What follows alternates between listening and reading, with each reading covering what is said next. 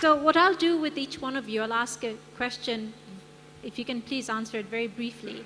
And that's the first question. And the second question will be, how do you engage the audience? So why don't we start with you, Ramji? If you can tell us, I mean, what you have done with Agastya is fantastic. How can you scale it? And sort of related to that is, how do we get this amazing audience here be involved with your work? Yeah. In terms of scaling, look, we touch 1 million children a year. That's quite a lot. Having said that, one of our objectives is to get the government to adopt and adapt our learning methodologies. The good news is the Karnataka government has embarked on a huge project, and they've asked us to do it. It's a 100 crore project to replicate our model across Karnataka. Dr. Kalam is involved with us. He's introduced me to Nitish Kumar, and we are in the process of seeing if we can do the whole thing in Bihar. And I was a member of the Prime Minister's Knowledge Commission, and they asked me to make a presentation on how this could be scaled up across India, which I did. So the idea is eminently scalable. Now, whether Agastya should be doing all of this all across India or not is a different question. Almost like a franchising, are you thinking about? Yeah, like a franchising and model? at that scale, I told them we'll need to hire 50,000 people. It'll cost $3 billion over 10 years, and India will change in a way we can't imagine in terms of awakening the creative spark at the grassroots. So this has to be done then as a mission reporting to the Prime Minister's office, rather like what Petroda did back in the 80s with the CDOT and so on. And if India takes it on, it may happen, then you're going to see a huge scale up. So, you know, I'm less concerned about Agastya being there 20 years down the road. More important is the ideas should be sustainable. Absolutely. And should infect the system. Absolutely. And how do you think the audience here can play a role in that? Well, we've gained a lot in 2 or 3 different ways. People have contributed ideas. We've developed some 600-700 science models, low-cost models. A lot of people have come from outside Agastya and said, you know, I've got an idea for you to do this or do that. I was talking to Raj Nair earlier about, can he do some free consulting for us in helping the team think more strategically, taking Agastya global. So there's the whole intellectual capital side. And secondly, help financially. You know, we get a lot of money from government, not as grants, but government contracts with us, so it's a genuine revenue stream. And we also get money in philanthropy. We got, luckily, a couple of billionaires, Rakesh Jhunjhunwala, Desh Deshpande, and a few others who believe in the proposition involved. But we'd like to really diversify our funding sources. So ideas, money, out-of-the-box ideas in particular. I guess no different from any other company. Great, thank you. Anshu, a fellow feminist, which I absolutely love. You talked a little bit about the whole notion of volunteerism. Each one of us have a duty, right, to give back. How do we do that with the work that you're doing at Gunj, and how, once again, can the audience here be a part of it? You know, a couple of things. One is that we have to move out of this entire useless debate of either or, where you keep talking about business entrepreneurship versus social entrepreneurship and all. I personally feel in a country like India, you have a space for every single player. So whatever good model is working, let that model work. Don't interfere in that. Let's be honest about it, because it's very easy to say philanthropy does not work, NGOs don't work and all that. That's fine, but if you see the history, you will find absolutely wonderful work happening on various fronts. I mean, if Mother Teresa does some charity, you give Nobel. If someone else try to do something, you say it's not done. So let's not have these double standard for sure. Number 2, very important, if you really want to volunteer, the most important part in India is the positioning of the development sector. We have no rights to look down to the development sector. The logic is always for not doing something. Doers never look for a logic. So if you say that NGOs are corrupt, I object. I always tell people that institutions are not corrupt, people are corrupt. So if that same person goes to politics, he becomes Raja. If that person goes to corporate sector, he becomes Raju.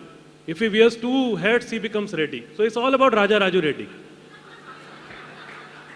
So this Raja Raju Reddy, even if they sell bhindi in market, they will do corruption. Let's have trust on the voluntary sector. Goonj can become for profit any day because whole lot of models, different models, but anybody who works with wastage sell a part of wastage or a large part of wastage to become sustainable. We can always sell 10% of our material to take care of remaining 90%. We do not want to do that. That's like FD in our bank somewhere. We want people to take ownership. We want people to become a part of these kind of movements. That's the whole idea. So, Anshu, what would you suggest? If they want to be part of this movement, what should they do? I again tell you that start looking at the non-ideas. That's most important. You know, one thing I need to tell you, 100 rupees or 1,000 rupees to an absolutely new initiative, 10,000 rupees to Goonj, and 1 lakh rupees to a larger organization has the same value. No one gives this 100 rupees or 1,000 rupees. That's the big problem. We also, you know, we had no background. I mean, today you talk about vision and all, as you know, as Sanjeev also spoke about. I have studied in Hindi medium, maybe in that particular time, because I used to move with my father to the border areas. My father was with MES and studied in Hindi medium also for some time. Maybe that time I didn't even know the spelling of entrepreneurs when we started all this. But no one was putting trust on us, even today. 300 plus corporates work with us to collect material. No one wants to work on the money. You send a proposal, now we don't. Earlier we used to send it. Every single funding agency will say it does not fall in our parameter. You know, basically run an awareness walk for something, you will give money for jackets and caps. You talk about basic issue of clothing, you say it does not fall in our parameter. What is important for us, is that not important for the other people? That's where this lens has to change and then become a part of it. Please start looking at non-issues, smaller initiatives, which are, and you know, where the funding agencies are not going to touch those kind of untouchable people. Simple. Absolutely, and I think that's, again, the innovation of thinking, right? Shukla, as the only IIM graduate here on the group, I think there was there was a question here. Do you think that IIM grads do enough for philanthropy? Is there a sense that there is too much greed with not enough being done for the social sector by us who have very high disposable incomes? How would you comment on that? And then it's a very good segue to involve the audience in your work. Okay. Most importantly, we started Parikrama not only to run schools, but to also change mindsets of people. Because we began with the idea that it's terribly, grossly unfair that we send our children to the best schools possible, and we are quite okay, the poor children going to schools that we would never send our children to. And we therefore needed to lift the quality of schools in general. So we talk about equal education, therefore. And who better than IIM graduates who will understand what quality education is? And they can play a very significant role in it. While we have a lot of people, and I agree with Ramji, offering ideas, and ideas are most welcome because it also helps us to look outside and not be inward looking. But we need money. If we have to deliver quality, if we have to send more and more children to college and compete on equal terms with kids from our homes, we need to get good teachers, pay them good salaries, and we cannot depend on volunteers for that. So to get good education, to get good people working with us, we also need to spend money. And who better than IIM graduates who can understand that? So we are already working with many IIM graduates, alumni. I have to say that I have some great supporters in this room itself. We have IIM Bangalore alumni 95, 96, 97, 2001 that are actually supporting classes and branding it as the alumni batch of that year. And that is giving us great financial support because it gives us relief of, out of the 1,375 children, it gives us relief of 120 children that is being taken care of by IIM graduates. My dream is that of all the schools, at least one school will be entirely supported by IIM alumni. And I'll be happily call it the IIM Parikrama Center for Learning. All right. Well, let's hope that wish comes true. Can we go back to the questions again that was in the screen? Because there was one question I wanted to ask Sourabh. Can you put it back? Okay, it's gone. All right. Okay, here. The one at the bottom left corner. So Sourabh, this is for you, given someone obviously who is running a new company, growing it.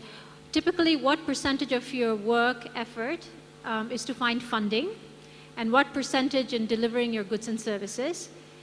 Is the difference for different or for of you? Oh, okay. Well, you know what? Why don't you just answer it, because we don't have enough time. So why don't you answer it vis-a-vis Milad? Well, so we have a very different approach.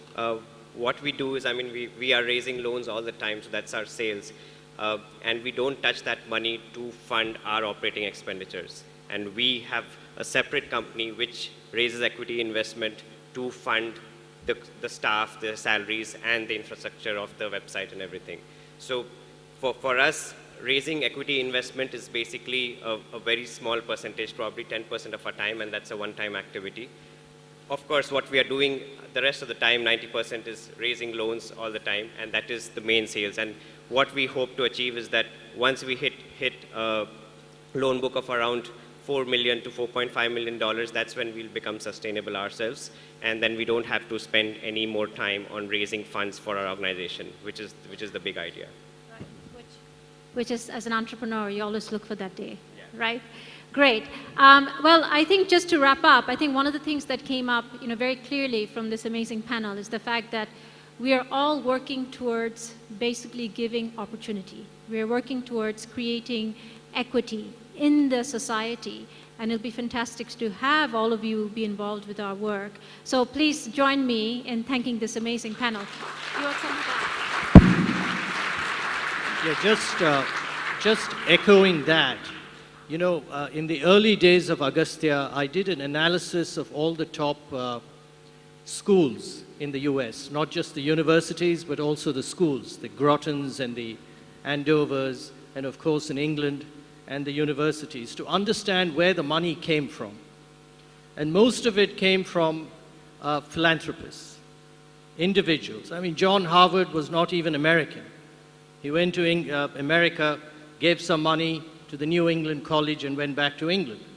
Now, things take time, no doubt, but all of these institutions were created by well-meaning, educated, enlightened people.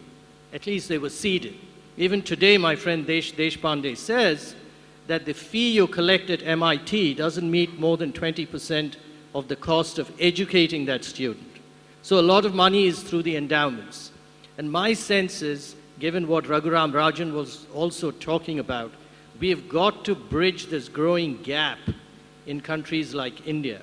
And there's nobody better than us and you who can reach out and really make that happen, to create whatever, the Harvards and Yales and the Grottons and Exeters, or whatever you want to call it, Parikrama and so on.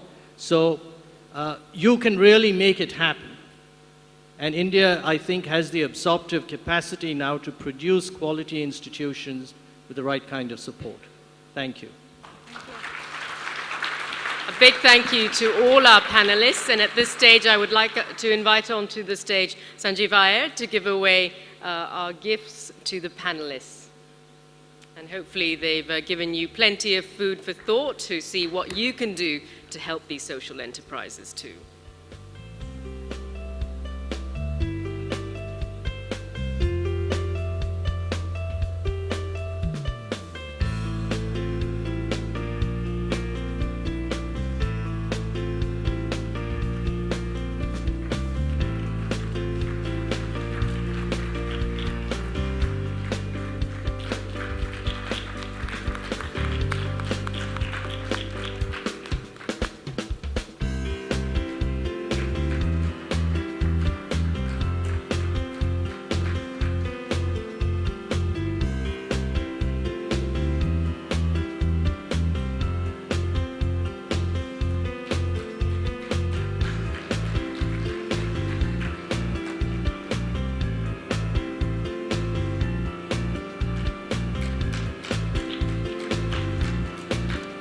A big thank you to our panelists. Now, for those of you sneaking out for coffee, you may not want to do that just yet because we do have a lucky draw prize. So you might want to stay in the room for a little bit more.